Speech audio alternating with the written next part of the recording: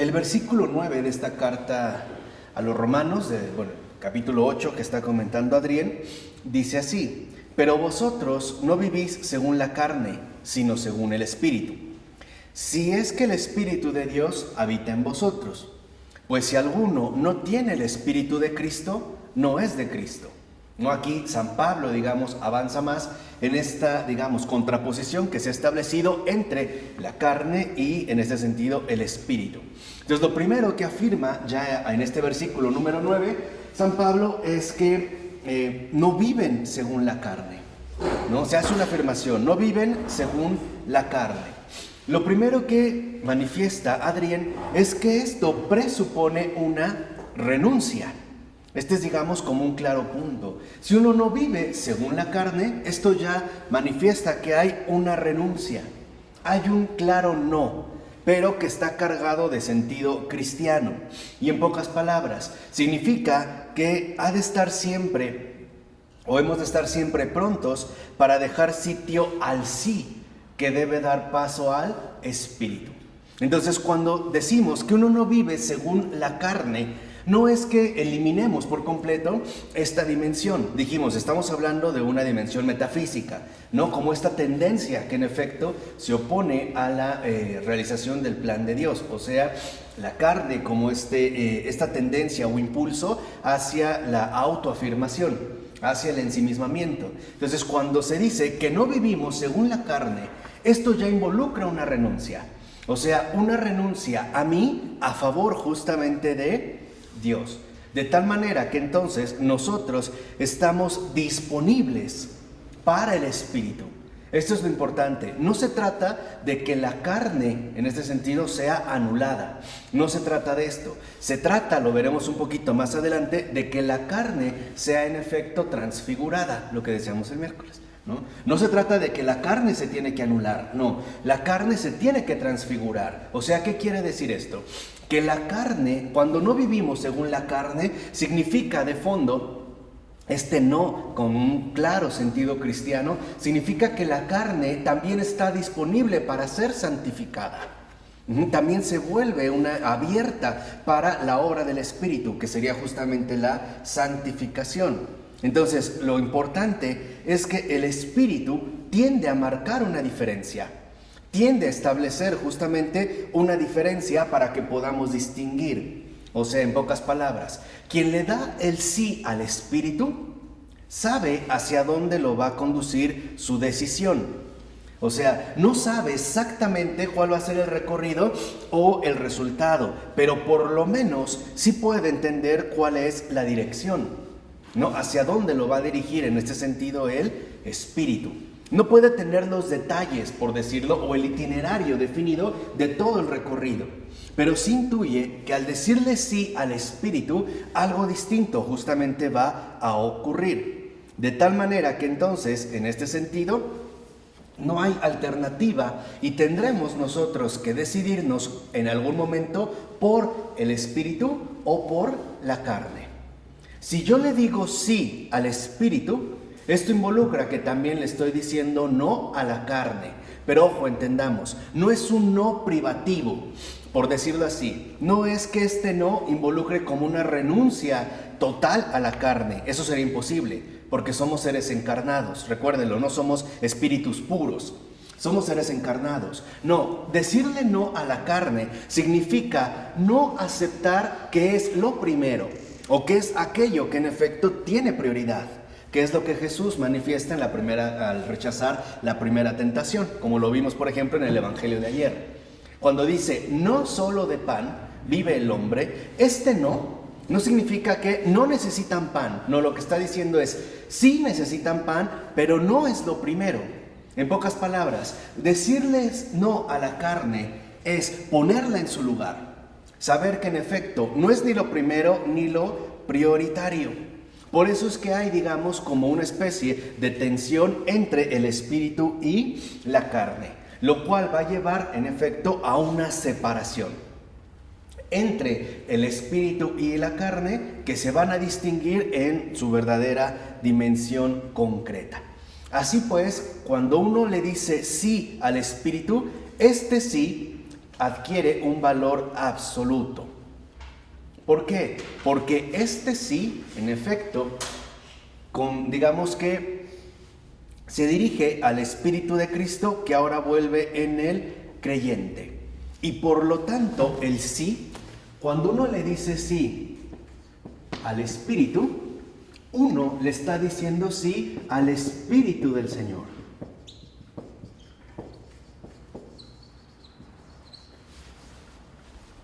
Cuando uno dice sí, en efecto, uno le está dando todo, digamos, el espacio o la cabida al Espíritu del Señor.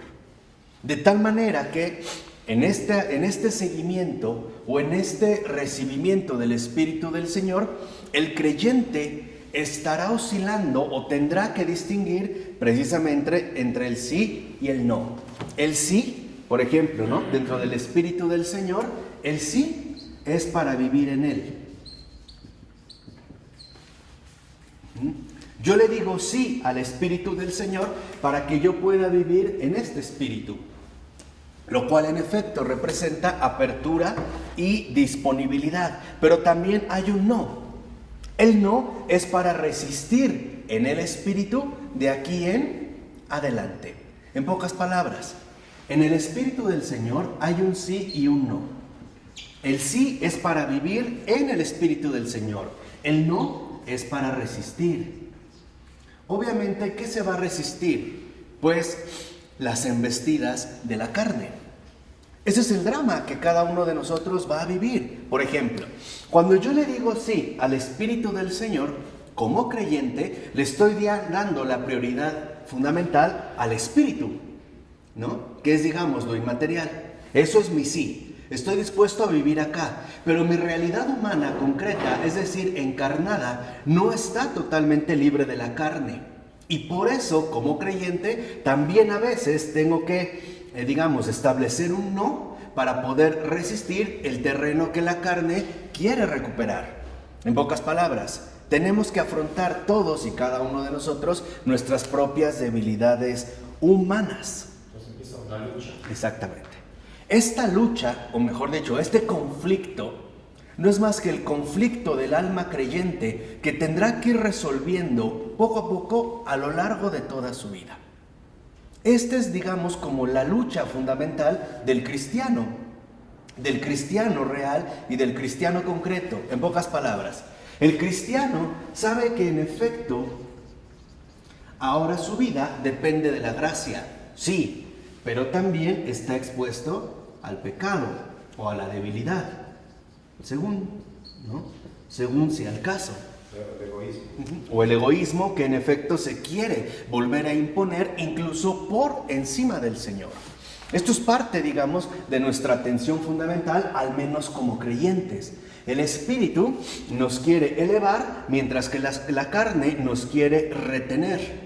Entonces tendremos que ir aprendiendo poco a poco a vivir de manera verdaderamente libre.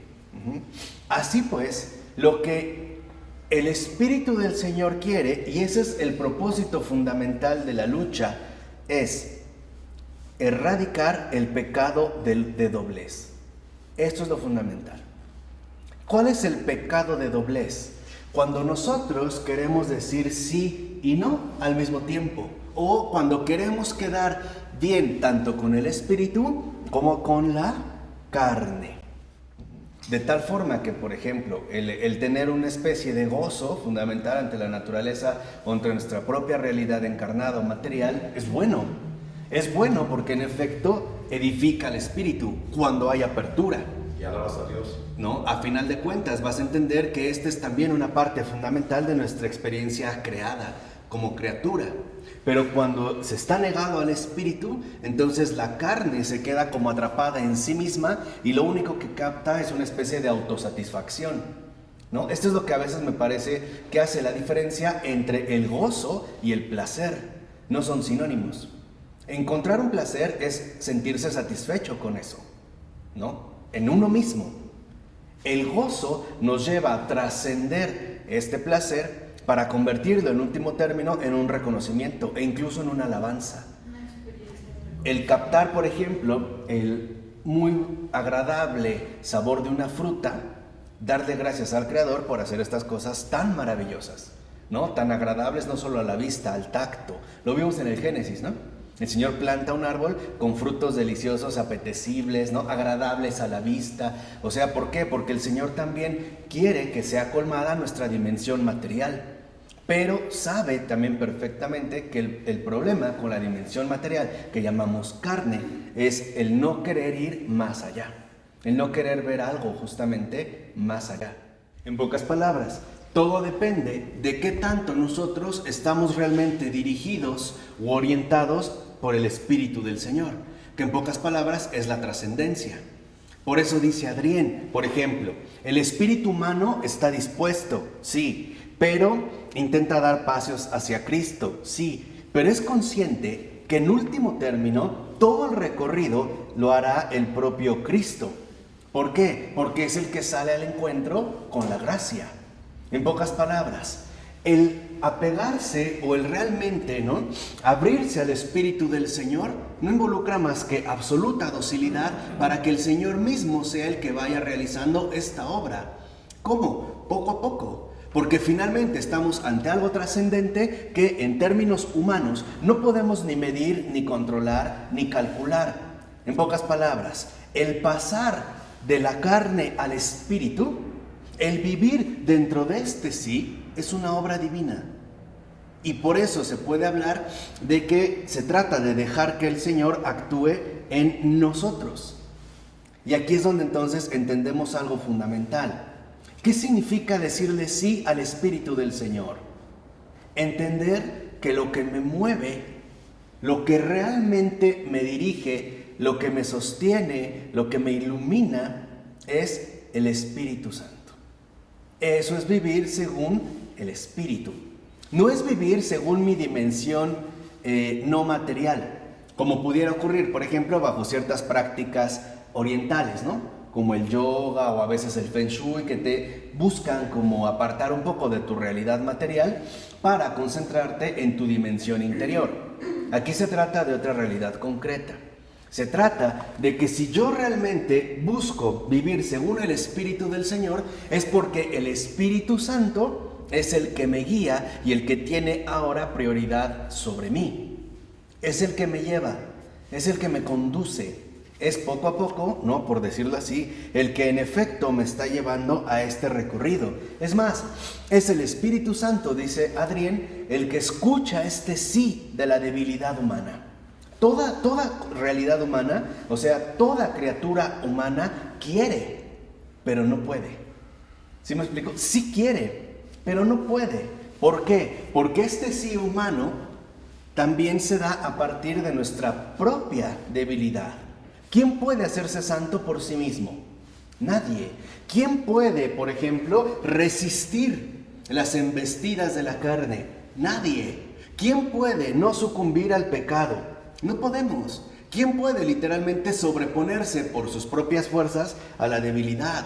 Nadie. Desde el principio fue así. Por eso ayer en la primera lectura, si lo recuerdan, vemos cómo tanto Eva y Adán caen. No pueden, en pocas palabras, evadir el ¿qué? El pecado.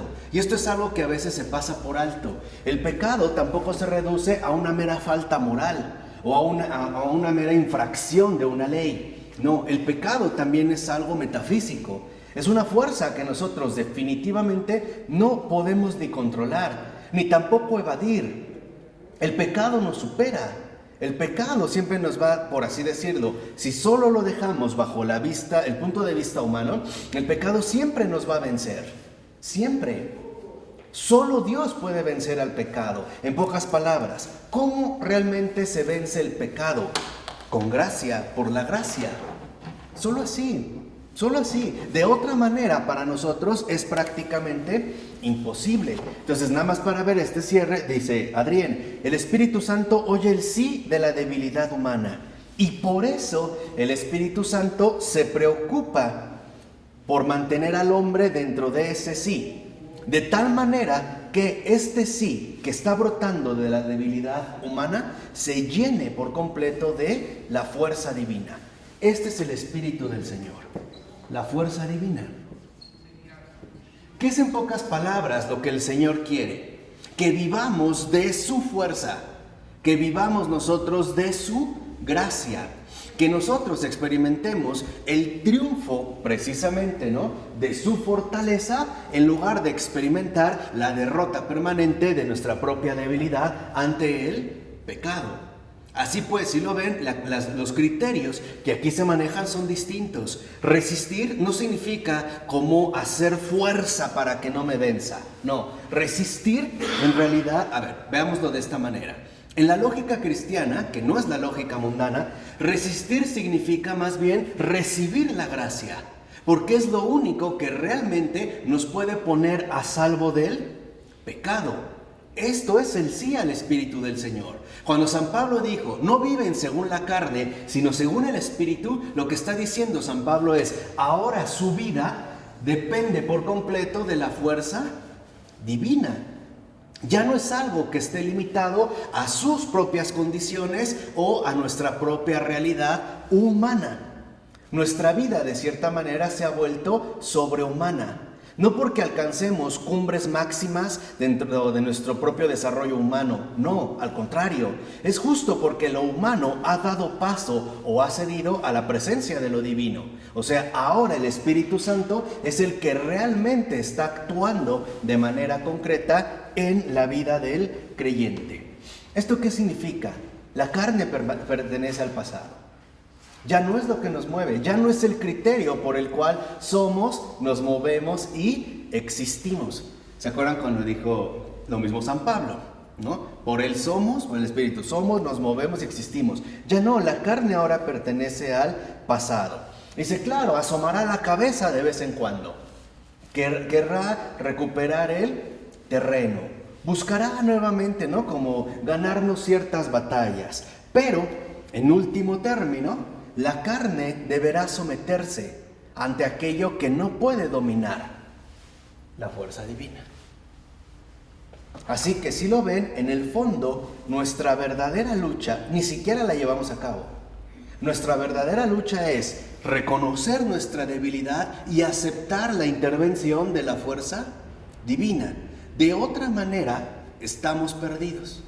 Por eso lo que vimos ayer, que también decía Pablo, es todos pecaron, ¿no? Si lo ven ahí en la segunda lectura, era muy bella porque nos afirma, como por uno, todos hemos pecado. Todos pecamos. En este sentido, ¿qué es lo que está diciendo Pablo? No es que todos hayamos cometido faltas morales o hayamos tenido infracciones legales. No, lo que está diciendo Pablo es, todos pecamos en el sentido de que al parecer todos de una u otra manera estábamos aferrados a nuestra debilidad y por lo tanto expuestos inevitablemente ¿al qué? Al pecado. ¿Qué significa en ese sentido superar el pecado? Aceptar la fuerza divina que vence todo, incluso la muerte. Por decirlo así, hay dos principios de vida fundamentales: el espíritu y la carne. Ambos no pueden ocupar el mismo lugar, ¿vale? Cuando uno le dice sí al espíritu, la carne queda en un segundo plano. Y al revés, cuando uno le da su sí a la carne, el espíritu es relegado a un segundo lado. Lo importante aquí de reconocer es que vivir el espíritu, ¿no?, o vivir según la gracia, es vivir abiertos a la intervención de Dios en mi vida. De tal manera que ahora el Espíritu es mi custodio, mi compañía, mi protección y sobre todo mi refugio. Si lo ven, esa es una palabra que aparece de manera muy frecuente en los Salmos. El Señor es mi refugio. ¿Qué significa la palabra refugio en cuanto tal? Protección. Es un lugar. Tiene que ver con una cuestión espacial. Un refugio es un lugar donde yo puedo estar protegido de todas las inclemencias que puedan presentarse, ¿no? De todas las, digamos, las cuestiones climáticas, puedo encontrar calor, o sea, en último término es una protección que se me ofrece. Entonces, lo que el Señor nos está diciendo es muy sencillo. La fuerza divina es la que quiere protegerte de tu debilidad, que en efecto no puede escapar del pecado. Lo vimos en Eva, ¿no? Lo vimos en Adán y Eva. Su propia condición finita, al quererse apartar de la fuerza divina, inevitablemente caen en pecado. Así que entonces podemos ya entrever algo fundamental. Esta apertura al espíritu, vemos que en efecto es algo que se nos infunde, y lo cual, en este sentido, dice, debemos de aprender a conservar. Esta es la fidelidad. La fidelidad, la vida de fe, es permanecer fiel a que la fuerza divina sea lo primero en mi vida. Es más, aprender que sea lo primero y lo último. Dice, no obstante, el hombre carnal, con su inclinación a la caída, no se va a cansar de contrarrestar astutamente. En pocas palabras, de hacernos caer, de querernos devolver en último término a nuestra debilidad, o querernos convencer, en pocas palabras, de que todo debe de ser arreglado según nuestras propias fuerzas y según, en este sentido, nuestros propios criterios. Volvamos al ejemplo que ponía Sergio. ¿Qué pasa si yo veo una mujer muy atractiva, voluptuosa? Ok, y yo quiero luchar por mis propias fuerzas. Lo único que voy a hacer es obsesionarme aún más. ¿Por qué? Porque puedo dejar de verla, pero esta imagen continuamente me va a estar como invadiendo.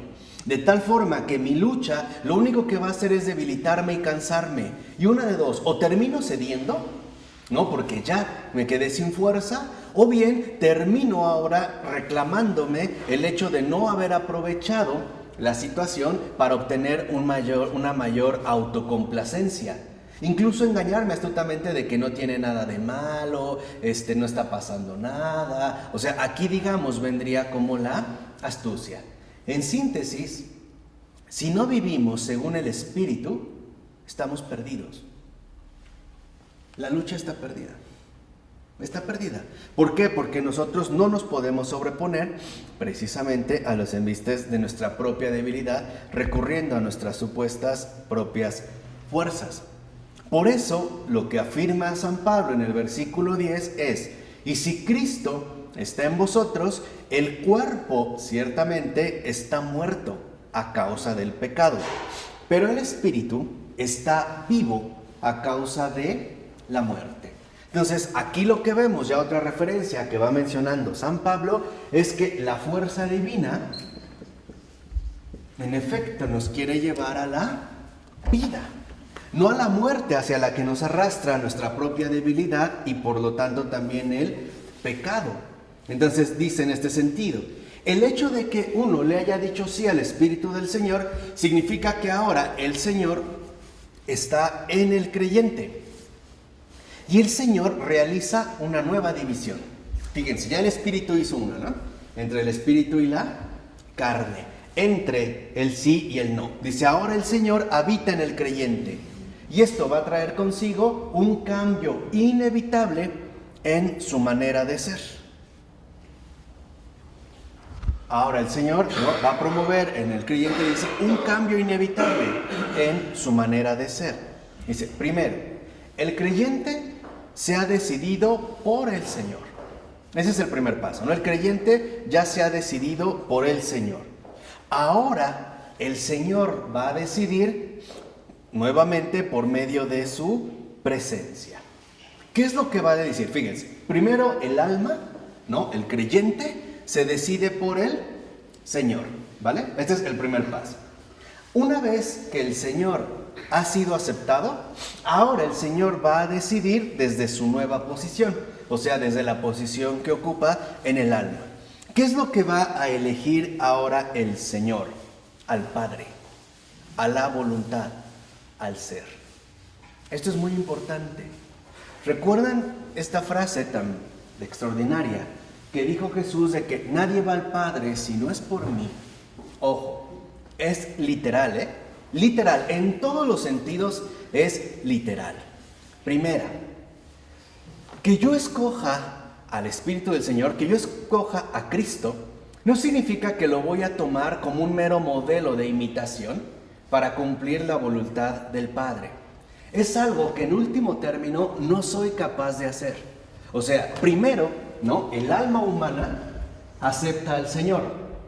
El Señor ahora es colocado en el centro. Aquí está el alma humana, ¿vale? Aquí. Cuando acepto al Señor, el Señor va a ocupar el centro. Lo voy a poner aquí con una S. Aquí está el Señor. Esta aceptación del Señor significa que en mi propia alma, en mi corazón, el Señor va a optar por lo más fundamental, que es el Padre. En pocas palabras, cuando nosotros le hemos dicho sí al Padre, es porque es lo que el Señor ha decidido en nosotros. No es algo que esté a nuestro alcance. Vamos a ponerlo en un término un poco más gráfico. Ninguno de nosotros, por sí mismo, le puede decir sí a la voluntad del Padre. Es algo que definitivamente nos excede.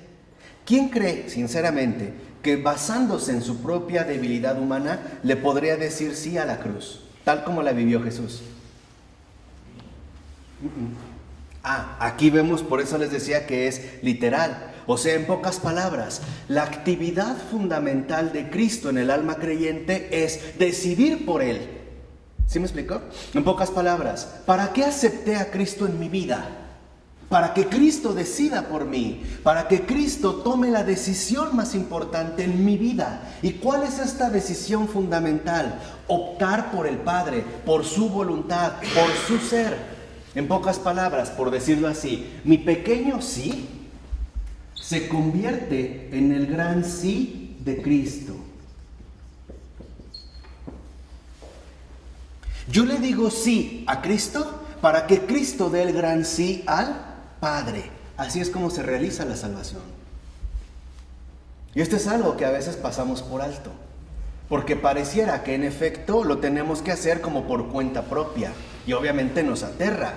No podemos, entiendan esto, o sea, no es algo que podamos hacer por nuestra propia fuerza. Dice, y en este sentido se realiza la comunicación de los misterios. ¿Cuál es la comunicación de los misterios? ¿A qué le está diciendo sí Cristo en el alma creyente, dentro de cada corazón creyente? Le está diciendo sí a la vida trinitaria, que para nosotros, en último término, también es algo inconcebible, algo inimaginable.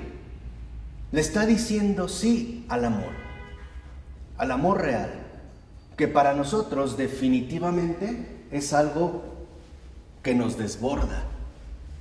Decirle sí a Cristo es decirle sí a que Él decida por mí, a que Él tome la decisión más fundamental. Decirle sí a la voluntad del Padre, decirle sí al amor, decirle sí a la vida trinitaria. Y aquí es donde entonces el creyente adquiere un nuevo poder, porque ahora su poder no es el poder de la autoafirmación, no es el poder del que se exalta a sí mismo, no, es el poder que brota precisamente de decidir según la voluntad del Señor. ¿Esto a qué conduce? A reconocer que entonces el cuerpo está muerto, pertenece a la muerte.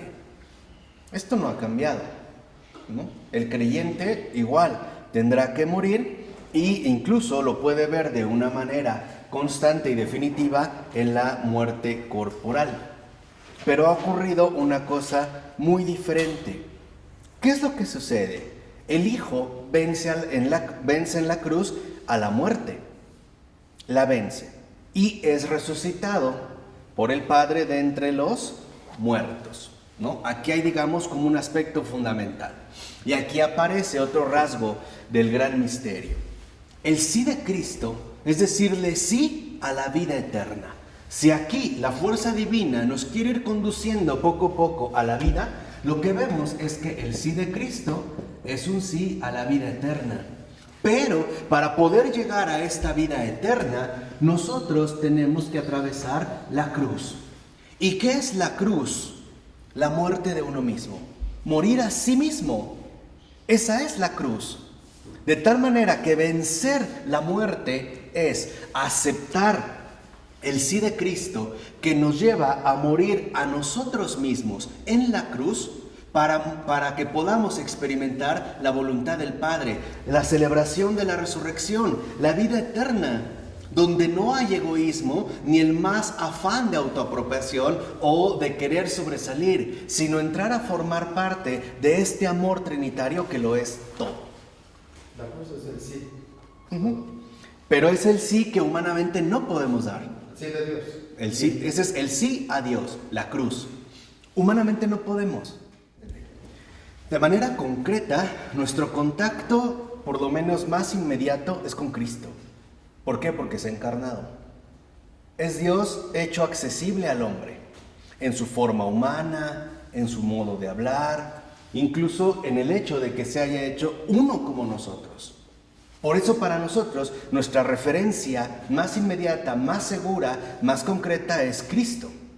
¿Vale? Esa es como nuestra realidad concreta. Porque el propio Señor lo dice, por ejemplo, al Padre no lo ha visto jamás. No es algo que nosotros podemos concebir. Por eso Cristo es como nuestra entrada de acceso, o lo que nos facilita el acceso para dirigirnos hacia el Padre.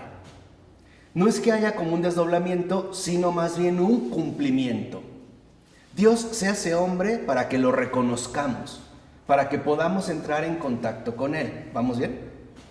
¿Qué quiere decir? Que cuando yo, aquí es donde viene, le digo sí a Cristo, este sí a Cristo significa que entonces Cristo ahora va a tomar la decisión más importante que yo no puedo realizar por propia cuenta. Cristo le va a decir sí al Padre. Y este sí dado al Padre, quien lo va a realizar, quien va a hacer esta obra es el Espíritu Santo.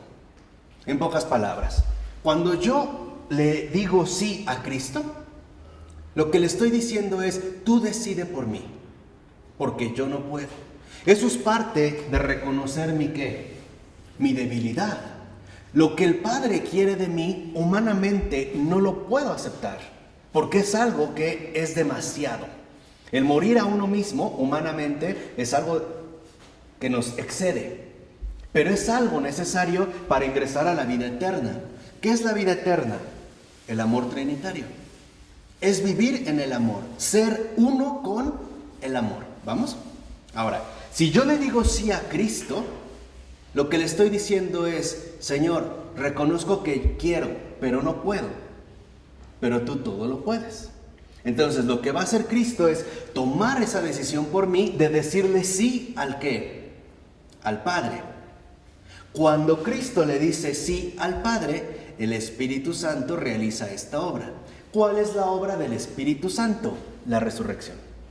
O sea, finalmente la vida ¿qué? Eterna. Eso es en lo que insiste adelante Adrián. Dice, el Señor lo que quiere para todos es la vida. Es la justificación. ¿Cómo es que estamos justificados? Al aceptar que el Señor sea el que decida por mí. Por eso nos dice tantas veces, no tengan miedo. Esa decisión yo la voy a tomar ¿qué? Por ti. El decirle sí a la voluntad del Padre. Pero esa decisión, aquí viene lo extraordinario, ya está realizada. Por eso les he dicho varias veces, a lo mejor en privado o así, ya está realizada. ¿Quién murió en la cruz? Él, no nosotros. Ojo con esto. ¿El Señor quiere que nosotros subamos cada uno a su cruz y padezcamos de forma indecible lo que Él vivió? No. Lo único que quiere es que reconozcamos que Él es mi Salvador. ¿Qué significa? Que Él ha sufrido y padecido por mí. De tal manera que en esencia lo que único deseo o lo que realmente deseo es compartir la muerte de Cristo. Su muerte. No llevar a cabo mi propia obra de redención personal. No se trata de querer arrebatarle la gloria al Señor, exaltarlo como lo que es. Él es mi Salvador. Entonces, si yo le digo sí a Cristo, le estoy diciendo sí a su cruz. Sí a aceptar lo que padeció. Sí a aceptar su sufrimiento. En pocas palabras, sí a aceptar su pasión, su muerte en la cruz que ha hecho por mí y por todos. Pero en este punto concreto es por mí. Ese es el primer paso fundamental, porque luego también, debido un poco a la herencia protestante que seguimos arrastrando, nos vamos por el lado del dolorismo, queriendo dejar marginado a Cristo y suponiendo que cada uno de nosotros debe realizar su mini misión, su mini crucifixión, o sea, su caricatura. No, no es así.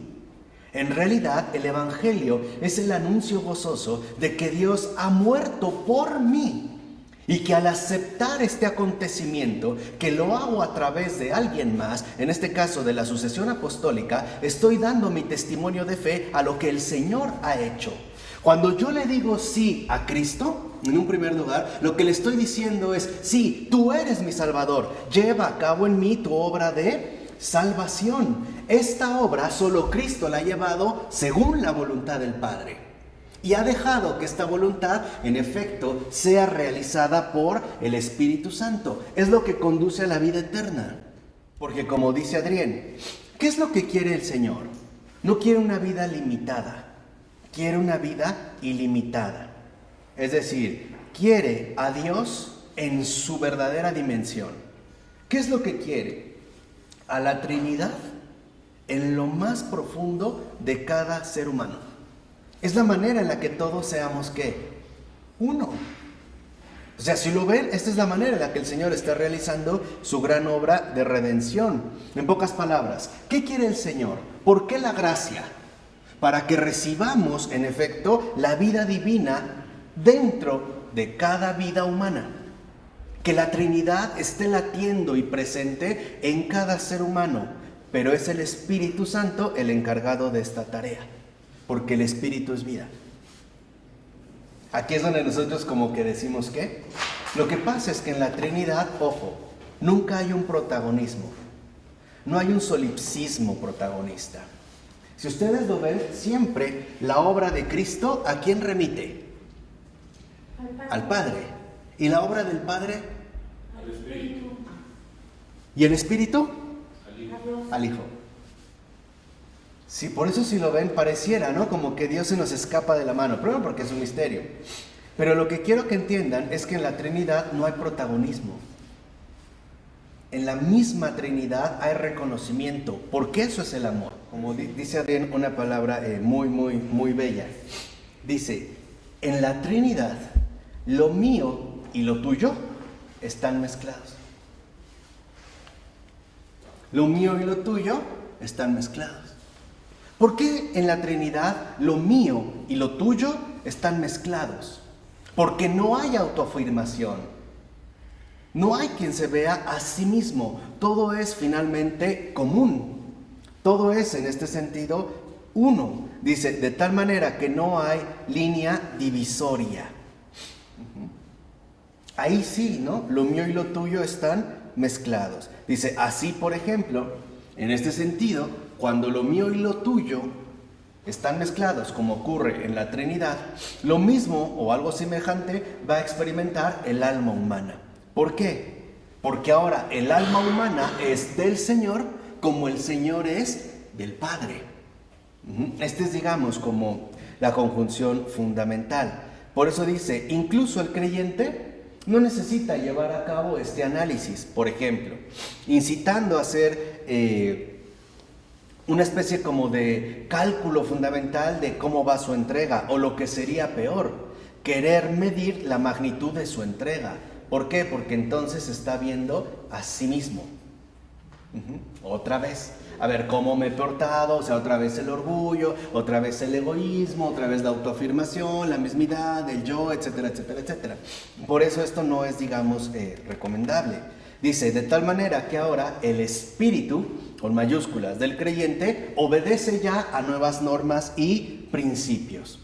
Primero, ya no está entonces limitado al espacio y al tiempo. ¿Por qué? Porque ahora, en efecto, si vive de Cristo, Cristo ha trascendido el espacio y el tiempo. Y esto es lo que lo va al espacio y al tiempo. ¿Por qué? Porque Cristo ha trascendido estas mismas, digamos, limitaciones, tanto espaciales como temporales. De tal manera que de esta manera se le va como acostumbrando o introduciendo en la experiencia de lo eterno. De tal forma que ahora esta vida procedente de la misión del Señor es vida destinada a la misión cristiana. Y esa es la misión. En un sentido profundo, el sí de Cristo se dirige al Padre. Y este sí del Padre se dirige a la obra del Espíritu Santo. En el fondo de cada alma cristiana, esta es la base de toda misión: el cumplimiento de la voluntad de Dios. ¿Cuál es la voluntad de Dios? No solo lo que Dios quiere que haga, o no solo lo que Dios me ha encomendado, es algo más profundo. La misión significa el cumplimiento de la voluntad de Dios, que en mi vida, sea lo que sea, esté siempre presente el sí de Cristo al Padre, que es sí al Espíritu Santo y que es el sí al Señor, al Hijo. Ese es el corazón de la misión. Ese es el cumplimiento de la voluntad de Dios. Que haga precisamente Dios lo que Él quiere hacer y sobre todo cómo lo quiere hacer. Esto es algo fundamental, porque hay personas que pueden decir, a ver, es que a mí me queda clara cuál es mi misión, tengo que hacer esto, esto y esto. Se equivoca, porque en el momento en el que nosotros queremos ya de antemano calcular y medir exactamente bien cuál es el parámetro de mi misión, ya no estoy guiándome, por ejemplo, por el Espíritu Santo, que nadie sabe de dónde viene ni a dónde va. Por eso la misión no solo es aceptación, también puede ser renuncia. Piensen en Teresa de Calcuta. Su primera misión es aceptar un llamado a la vida religiosa. Se va con Nuestra Señora, en este caso de Loreto. Pero una vez dentro, su otra misión, que es el sí al Padre, del Padre al Espíritu Santo, es salir de esa orden religiosa e irse a Calcuta y fundar una nueva comunidad, que hoy conocemos como misioneras de la caridad.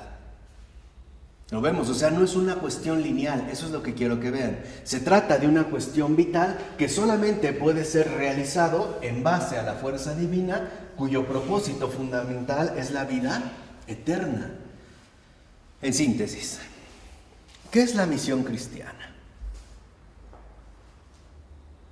Dejar que la Trinidad realice su voluntad en mí y a través de mí. Esa es la misión cristiana. La que Él quiera, como Él quiera. Si es tener, tener. No tener, no tener. Vivir, vivir. Morir, morir. Casarme, casarme. No casarme, no casarme. Entrar a la vida religiosa, entrar a la vida religiosa. Salir de la vida religiosa, salir de la vida religiosa. Para hacer otras realidades. No es algo que podamos nosotros de antemano fijar o tratar de controlar. Ese es el corazón profundo de la misión cristiana. Cuando esto no está presente, no hay misión cristiana. Lo que hay es cumplimiento del deber cristiano. Por ejemplo, una persona que dijera, pues mi misión es ir a darle todos los martes la comunión a los enfermos. Ya. No sé. Por eso el ser hijos de Dios o el ser los hijos de Dios parte finalmente de este sí en minúsculas, que es apertura al Espíritu del Señor. Aquí es donde va a entrar, digamos, el verdadero conflicto humano. El conflicto, muchas veces constante o permanente, entre Dios o yo. Es como una disyuntiva, ¿no? ¿Hacia dónde me va jalando? ¿Bajo qué criterios, en efecto, es que yo me pienso mover o quisiera realizarme? Esto es el punto. Aquí es donde van a entrar, digamos, como conflictos constantes que se van a resolver en último término en la cruz. Entonces, el Señor no quiere que nosotros busquemos realizar nuestra propia pasión según nuestra fuerza y medida. No, lo único que quiere es que reconozcamos que Él lo ha padecido por mí, que acepte su sacrificio. En pocas palabras, que acepte su salvación.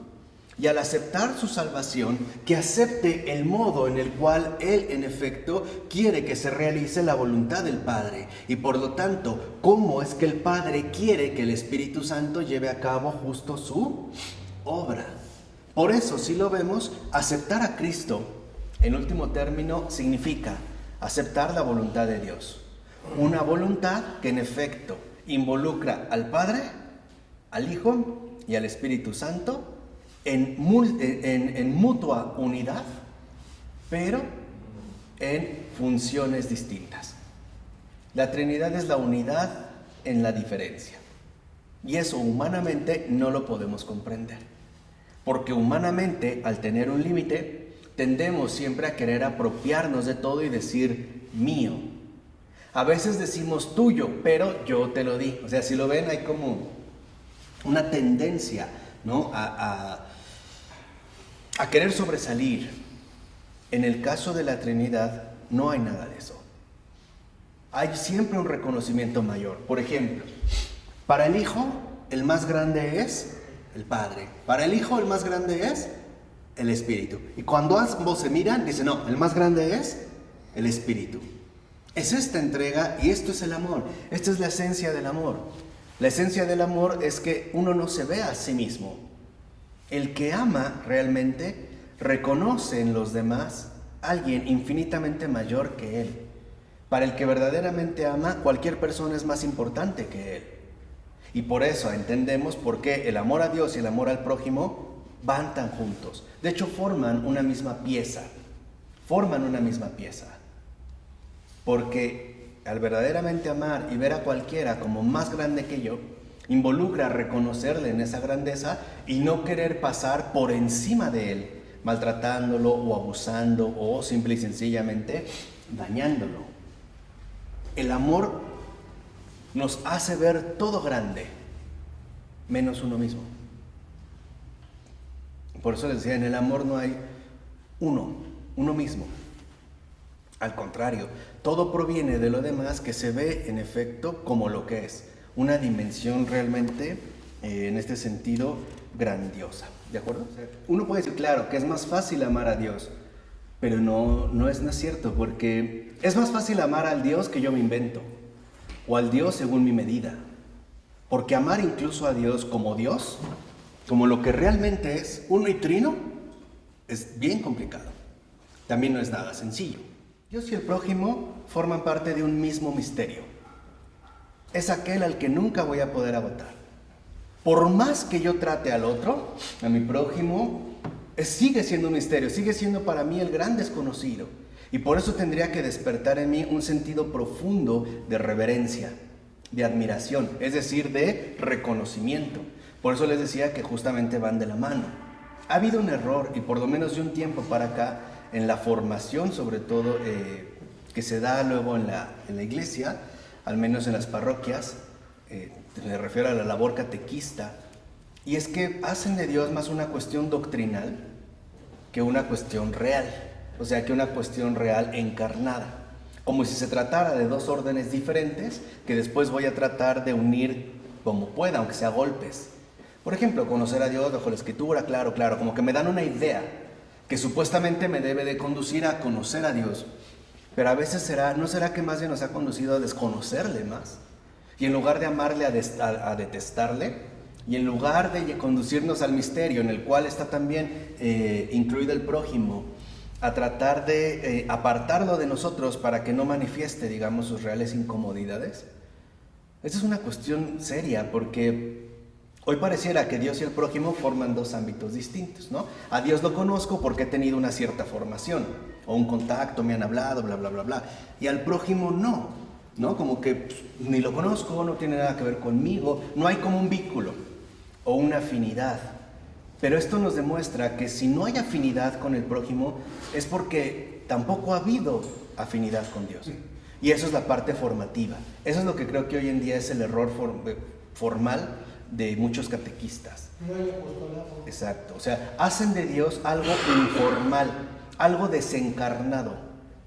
Si uno realmente ha conocido a Dios, al gran desconocido, al misterio de Dios, uno reconoce en el prójimo el mismo misterio, incluso la misma altura de trascendencia que en Dios. Esta es la diferencia. Si yo hago de Dios una mera doctrina, un concepto o una idea, claro que es muy fácil ajustarlo a mis propios criterios lógicos, ¿no? ¿Y esto a qué me va a llevar? A desconocer la presencia concreta del misterio, por ejemplo, en el prójimo. Entonces alguien puede decir, claro, es que es más fácil amar a Dios, que de cierta manera lo conozco. Pero ¿no será justo que amo a ese Dios porque no es el verdadero Dios?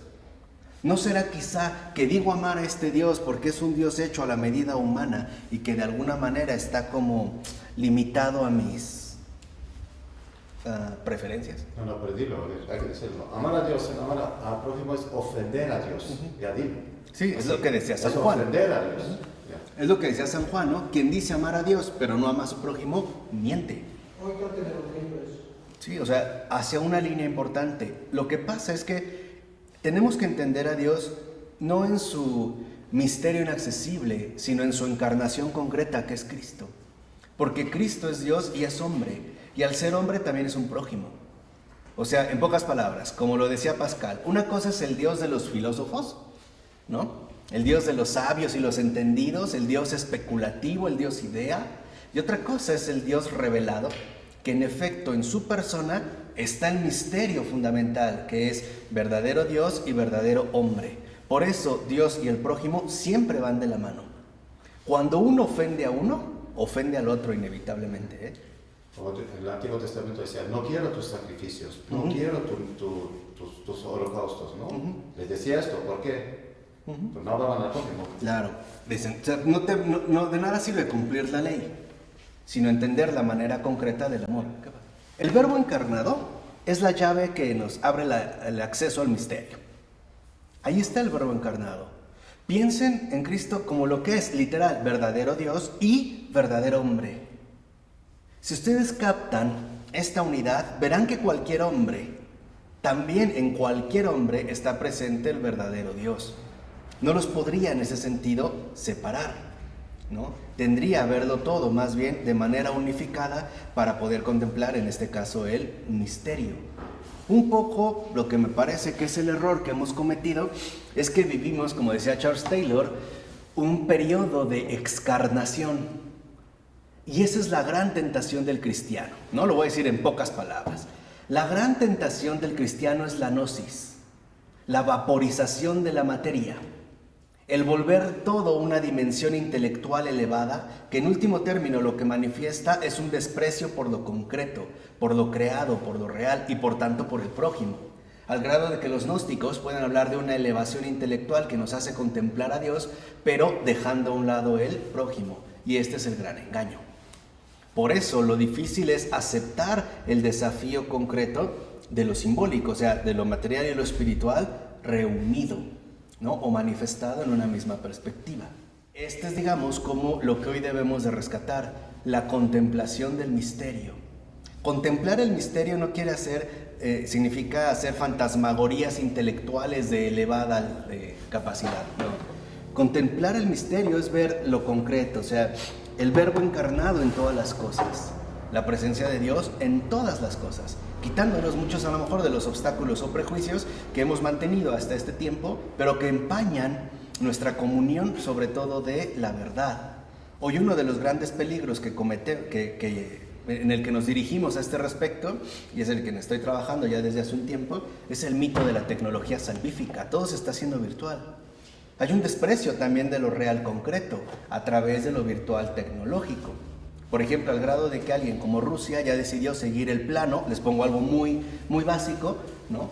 Del nuevo programa de Suecia de establecer el Bitcoin, o sea, el dinero electrónico, como la moneda usual de este país, sin apelar ni siquiera al modelo real. Esto es delicado, porque habla de fondo que en efecto lo real o concreto no está bien, es imperfecto, y que hay que realizar una especie de salvación tecnológica para alcanzar estas alturas de perfección, que es a costa de despreciar lo real. ¿Por qué creen que se habla tanto de la máquina, la tecnología, el cyborg, ¿no? Que es mucho mejor que un ser humano, no reclama, no tiene hambre, no duerme, trabaja eficientemente, bla, bla, bla, bla, bla, bla? O sea, ¿pero a costa de qué? De un desprecio de lo real concreto.